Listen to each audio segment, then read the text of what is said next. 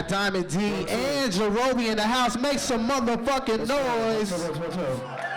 What's up? Let's check these mics. Hi, guys. Hi. Yeah. Hi, guys. All right, what up? Jesus fucking Christ. Yeah, this is what I like. Have you not drank enough yet? So, like, this is cool and shit. This is, I hope that you understand this is like a special thing.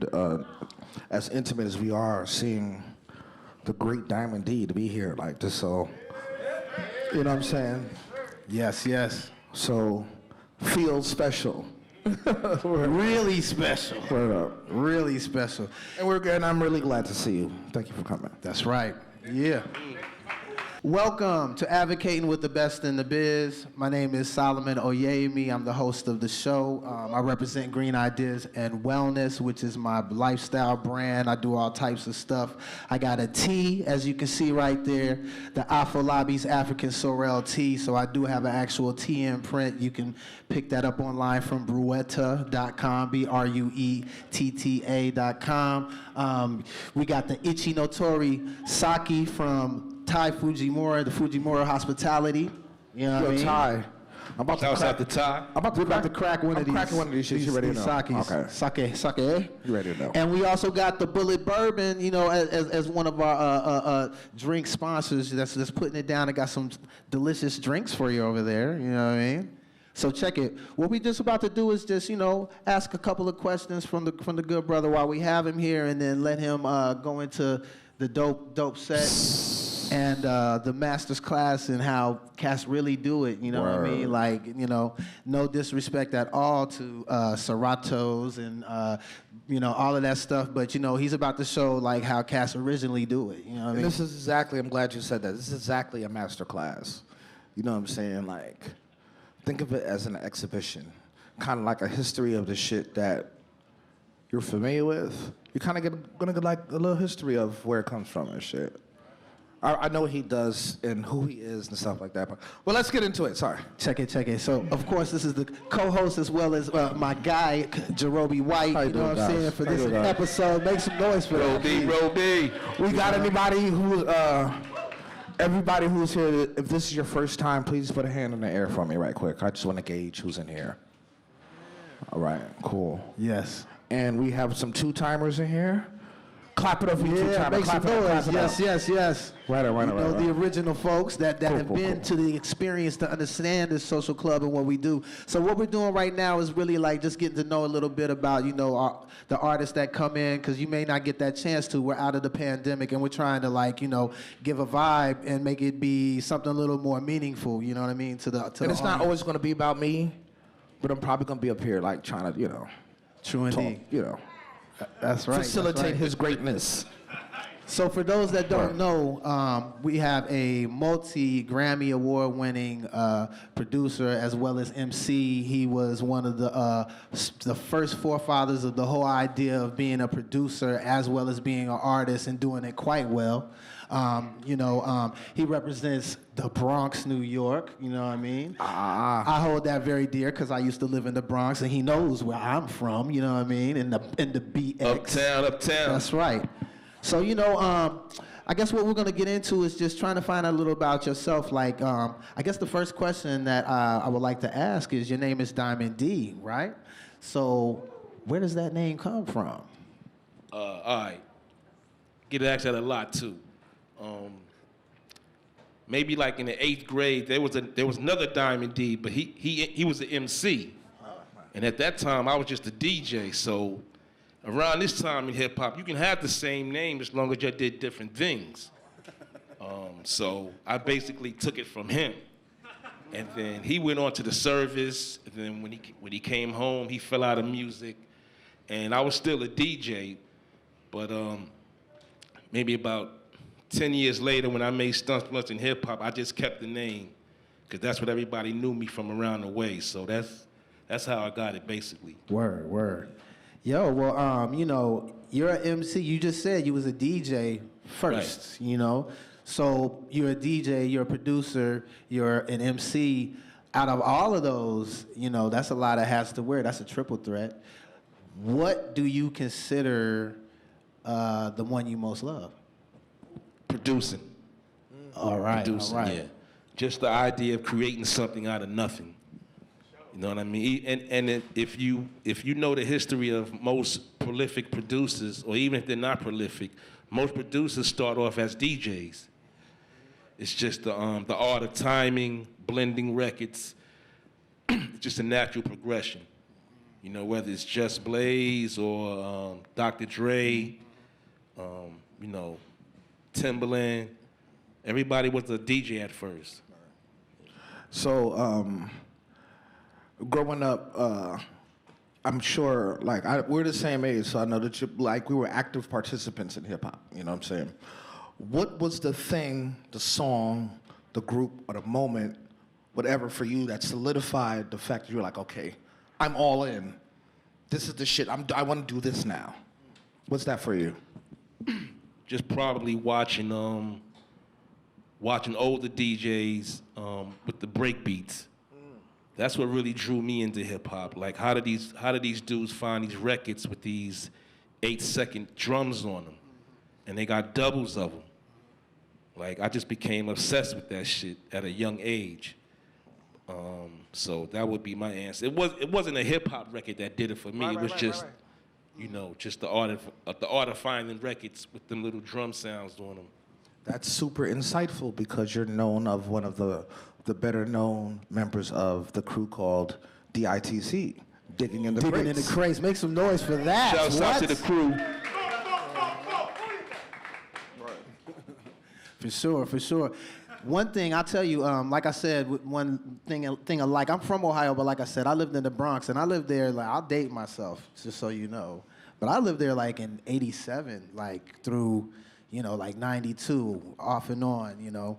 But the first person I ever saw do a show that kind of got me hyped to doing hip hop was Grandmaster. Well, was Busy B, because Busy B. Make some noise for Busy B. Shouts out to Busy B. You know what I mean? He came to our school, junior high. He came to our junior high and performed and did in the lunchroom, or it was in the auditorium at CIS 229. He did That's great. Messing With Me. It might be suicide. Right. I mean, but it was big. That was like one of the biggest. It's like 88. Yeah, 88. Exactly. Yeah. So a lot of unsung things go on like in hip hop. You know what I mean? So we know about Sedgwick and Cedar, most that don't know, but most do know about what's going on and how that was like one of the meccas of hip hop and how it started. But I personally had heard in an interview Grandmaster Caz talking about the River Park Towers in the Roberto Clemente State Park and the shows. Could you maybe shed a little light on what the Bronx was and how, you know what I'm saying, just the aspect of... I think he touched on River Park Towers because it's like maybe like a 5-minute walk from Cedar Park. And Cedar Park is one of the first parks that Kool Herc would come out and set his equipment up. And that's on the West Bronx, about 10 minutes from Yankee Stadium. Yeah, right off the major that would be the significance of River Park Towers, because it's like a 5-minute walk. Okay, dope. I'd always wondered that. You know, when I seen that, I was like, what? Oh, this is one of those meccas? So, I know you've been involved in hip-hop a long time before you actually put out your first album. What year is your first album? December 92. 90, damn. Yeah. 92 was a great year. Super. It was a great year. Great blood clot year. That album, oh my God. So, you've been in hip hop. Okay, I just want to set you up to tell the story of how long you've been in hip hop, all the things you've done. Before that point, we're just gonna start there. You know what I'm saying? What do you feel like your first biggest project was as a producer? Because you cut your teeth. You've been in a lot of things, but you cut your teeth as a producer. That's how I know you. You know what I'm saying? Okay. So what do you feel like your first? What's crazy is that's how you know me, but me rhyming on the Low End Theory, Of course. kind of set my album up indirectly. Wow. But you didn't know I was a producer Yeah. at that point. Yeah. you know, I just jumped on that track. Right. Pooh Bah wanted, you know. Right. You know, yeah. Anyway, just Boy, this is real history. Crazy, right? Here. Do you Yo. understand? Hey, yo, What? check Do you that shit out, understand what's though. going on right here? So the benefit of me it being involved in this shit, like most of these people, like this is a good fucking friend of mine. It's not like just some random guy, you know what I'm saying? So like, yeah. So like, yeah, what do you feel your biggest project as a producer? The shit that you was like, you know, I'm official now. That's hard, but I'll say the turning point for me was Punks Jump Up to Get Beat Down. Woo! Shout out to Brand Nubian, Sadat X, Grand Right. Pooh by Lord Jamar. You know? Because basically the industry had counted them out without Pooh Bah. They was like, Word. you know, it's over. Pooh Bah left. Yep. It's done. Yeah. Also, years later, Lord Jamar said, when they rhymed on my album, Day in the Life of Three Black Men, Pooh Bah wasn't on that record. Nope. And that kind of gave them the push to say Yeah. that, yo, we can actually do this shit. And then when I followed up with Punks Jump Up, that just solidified the Nubians without Pooh Bah, at least on, you know, on that album. No, When like, they had yeah. split. You know what I mean? They know. Wow. Beautiful. So, I mean, hey, we've been in that era, but now let's jump forward to what's going on right now. You just came out with an album of production with Talib Kweli. Right. Name of the album. Make some noise, y'all. Make some noise. The name of the album is Gotham. You know, I saw a lot of the process, you know. Right. And I just have to tell y'all, you know, it was master's class. And I have to say that when I think about y'all and I think about the sessions and I think about just the vibe, it's just like, it's very natural, you know, like how you all sound together and just, you know, how it breaks down. So what keeps the drive to you in days of 2021 to keep coming with things such as being that? a fan, just being a fan of the music. You know, I'm just a fan of the hip hop music. You know, still listen to the new shit. You know, and as long as I can do what I do and you know, still get people excited about it, you know, then I'm going to do it. And you know, with the Gotham album, real quick, let me just tell this quick story. Yeah, please. I sent Quali said, yo, you know, send me some beats. So I sent him maybe around 10 joints. You know, we didn't talk enough. He just said, yo, I want to make some music. Send me some joints. So I sent him like 10 joints. So I flew out to LA to do his show, People's Party, maybe like a week later. So when I get out there, we about to do the interview, and I say, yo, you know, which one of them joints you like? He was like, one. I rounded like 9 of them. And that's really how the album really came about, that Gotham album. And that's what I mean. Like, he heard it, and just his work ethic is so dope. And I tell you, that's my brother. I give big shouts to Talib Kweli every day. He brought me into the fold of even It's a very getting a dope chance album. to meet these great people. Very you know dope what I'm album. saying? What And made the you- album is so dope. What made you name it Gotham now? Well, Kweli said when he wrote it, he was just in a New York state of mind. Yeah. He had been living in LA for a while. Yeah. And he just said the beats, you know, when he listened to him as a package, it just gave him that type of vibe to it. But, you know, I'm thinking he might have picked like 1 or 2. You know what I mean? So he definitely surprised me with that. So you're one of the few producers that rap that actually have bars. Yeah. You know what I'm saying? What gave you the push to be like, yo, I want to spit now? The opportunity just presented itself when I wasn't looking for it. Ooh.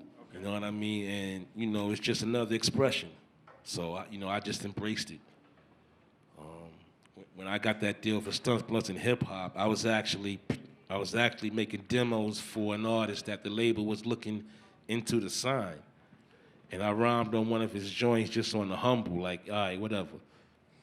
And when I went down there, I'm thinking that they're gonna cut me a check for some of these beats. And they was like, nah, you know, we wanna possibly sign you. And that's basically how it came about. Wow, that's beautiful. Crazy, yeah, true story. Make some noise for that. True story, What? true story. I know as a producer, you know what I'm saying? Like, we love all our babies, right? But as a parent, you do have your favorite children. You know what I'm saying? Give me your top 3 favorite children. Not by success, not by success, but what they mean to you.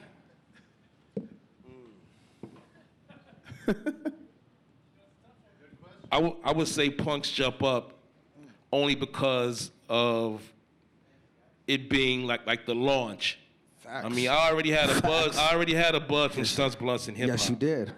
But I would say Punks Jump Up for that reason. I don't know, it's hard. The Light, Pharaoh Monch. Ooh.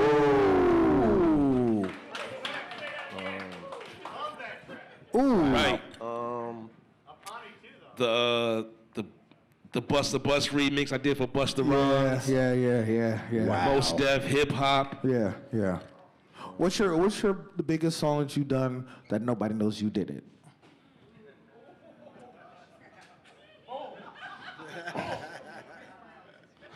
Yeah, I like it. It be like that sometimes. I know. Hard to say. I don't know. Because, like, from our perspective, what's big is it's a subjective question. You know what I'm saying? Definitely subjective. Definitely. Your favorite one, I guess. I don't know that people don't know you've done. My favorite what? Your favorite record that you've done that nobody knows you've done. Your sneaky shit. The one that you're like, oh, I did such and such. Yo, listen, y'all know I did the drums for Raekwon Rainy Days. Ooh, Did y'all see what? that? All right. That can slide. Okay. That can slide right there. Yeah. It's just us. I told you this is the intimate experience. It's just us. So feel free to share. Okay. You know what I'm saying? It's just us. So Newly post-COVID freedom. exactly. You know what I'm saying? We're vaxxed up. We don't have no masks on. Like, you know what I'm saying? Like, Right. You know what I'm saying? You know? So check it. So we're gonna get into.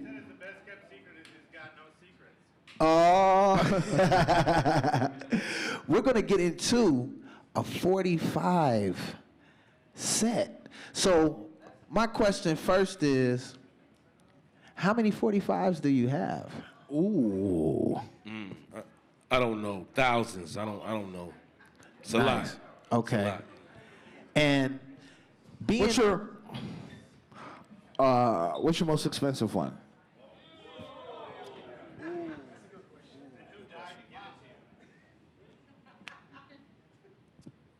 It's not the expensive one, but the one Rarity? one of my that I really cherish is the Canadian pressing of Funky Drummer. It's on the Blue King label. It's a 45. Jesus. wow. Yeah.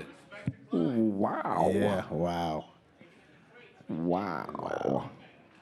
So before we even get into that, we need to know one thing so that everybody knows what is in store for Diamond D for the people. What do we have in store coming next, and how can they find you on social media and all that good stuff so they can keep in tune with what you All got right, going so- Yeah, on? all the stuff that you want to leave them with. That's right. What? All of the things that you want to leave them with. All the stuff you All want right, them to so know before we bounce. no, the Gotham album that dropped about a month ago with me and Quali. We're gonna follow it up with a Gotham 2, probably end of the year or top of next year.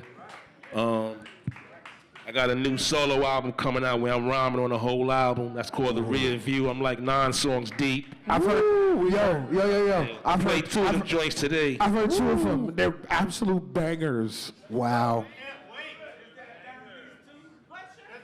Don Peace 3, I didn't even get to that. That's coming too. I'm like, I got 19 joints for that right now. That's what I'm talking about. So I gotta trim it down to like 14. Yeah, no doubt. Yeah. And you can find Staying him. busy. You can find him on social media, Diamond DITC. Right, one word, On Diamond Instagram. DITC. Is that as well on any Twitter, other- Instagram, Okay. right there, boom. All right. Bong, So, bong, yo, Thank you. Get ready for a master class. Thank you for advocating with the best in the biz, Diamond D. Make some noise. Yeah. Yo.